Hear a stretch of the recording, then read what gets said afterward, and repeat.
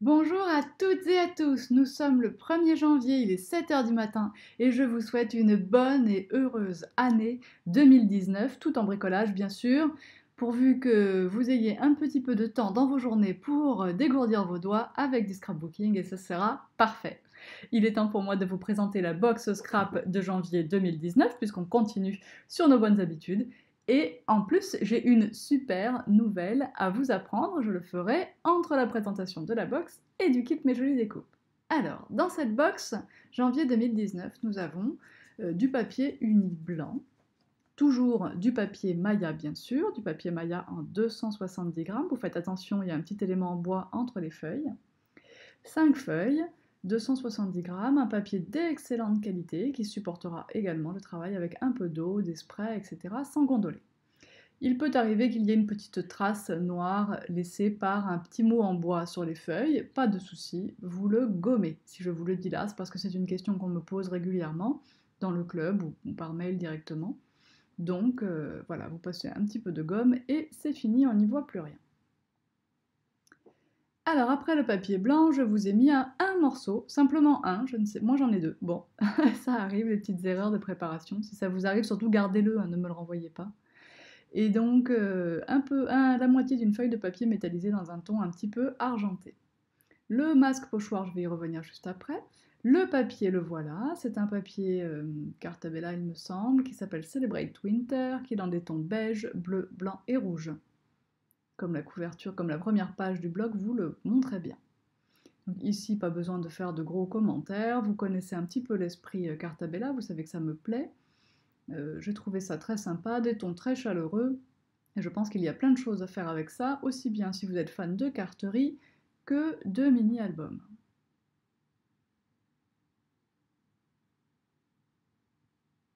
Et bien sûr, on est en janvier, on a des flocons, hein, ça c'est logique. Des petits pingouins qui font du ski, et deux planches d'étiquettes. Si vous n'aimez pas les étiquettes, vous avez quand même un joli papier de l'autre côté.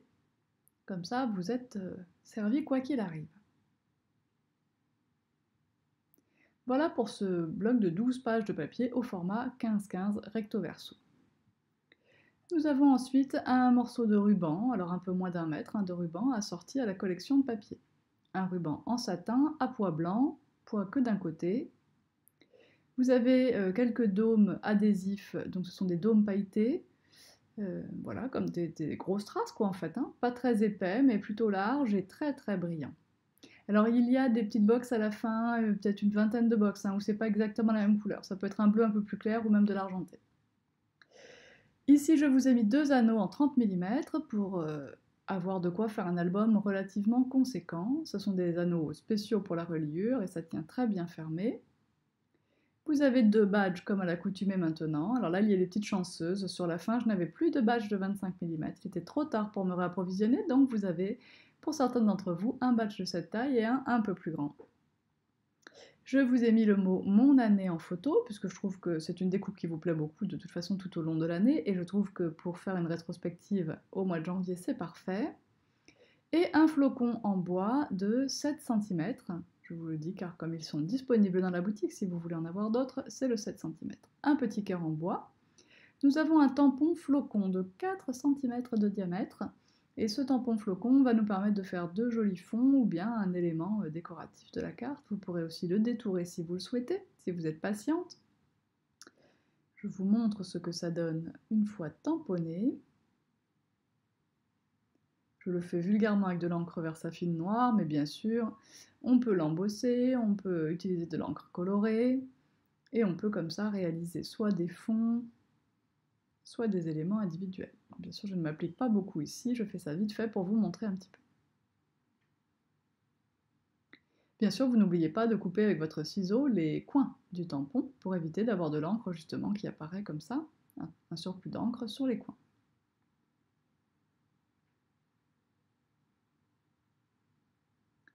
Un petit sachet de sequin, vous commencez à en avoir l'habitude. Pour l'instant, je continue parce que ça a l'air de bien vous convenir.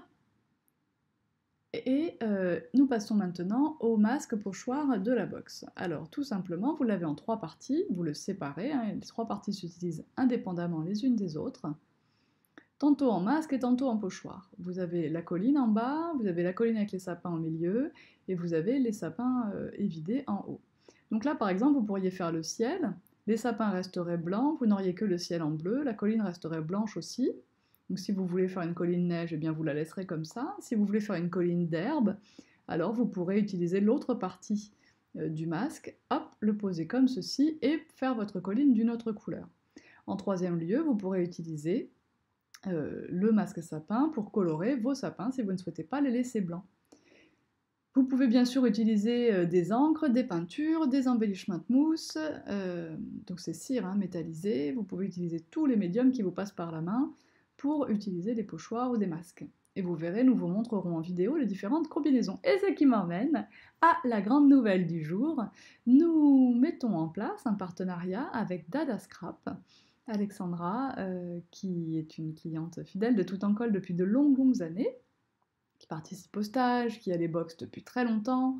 Et donc j'ai décidé, comme j'aime beaucoup le style de ses créations et vraiment la précision de son travail, de lui demander de faire des projets avec les box du mois et de vous les partager. Alors Alexandra ne fait pas de vidéos, je ne vais pas le lui demander, d'abord ça demande un équipement et un temps absolument monstrueux de faire des vidéos, donc elle vous fera des articles des pas à pas sur le blog. Le premier article est déjà disponible à cette heure-ci, vous pouvez le regarder, et sachez quand même qu'il est très touffu et qu'ils ne seront pas tous comme ça.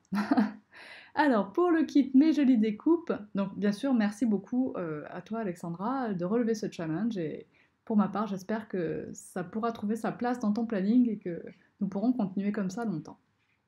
Pour le kit Mes Jolies Découpes, numéro 22, donc celui du mois de janvier, j'ai repris des éléments qui vous avaient beaucoup plu dans le mois précédent, dans celui du mois précédent. J'étais vraiment à court de temps, j'étais censée être en vacances, je n'y ai pas été vraiment, en fait je suis venue travailler tous les jours quand même, le matin. Et du coup, pour me faire gagner un peu de temps, j'ai repris quelques éléments du kit passé, et j'ai repris un bonne année, un vœu de bonheur que j'avais mis en janvier l'année dernière, un meilleur vœu, la petite phrase « mes bonnes résolutions », ça c'est bien une nouveauté, et la petite guirlande ici en dessous, voilà, qui vous avait beaucoup plu. En complément, j'ai ajouté un flocon de 10 cm cette fois-ci, avec un trou. Vous pouvez donc vous en servir pour une décoration, mais également, pour ma part, ça sera plutôt pour un petit tableau en mixed média. Alors, j'espère que ces kits vous plaisent. Rien ne change, hein, vous pouvez toujours vous abonner à l'un, à l'autre. Vous pouvez aussi les acheter uniquement quand ils vous plaisent dans la boutique en ligne, pas de problème. Je vous donne rendez-vous sur les réseaux sociaux, le groupe Tout en Colle sur Facebook pour les partages, la page Facebook Tout en Colle pour les infos, le hashtag Tout en Colle sur Instagram, et bien sûr, maintenant en 2019, le réflexe, le blog Tout en Colle, toutencolle.blogspot.fr. Et si vous avez aimé la vidéo, n'hésitez pas à mettre un petit pouce en l'air pour que YouTube le sache et nous référence encore mieux. Moi je vous dis à tout bientôt pour les tutos, et d'ici là, bon scrap, bye bye.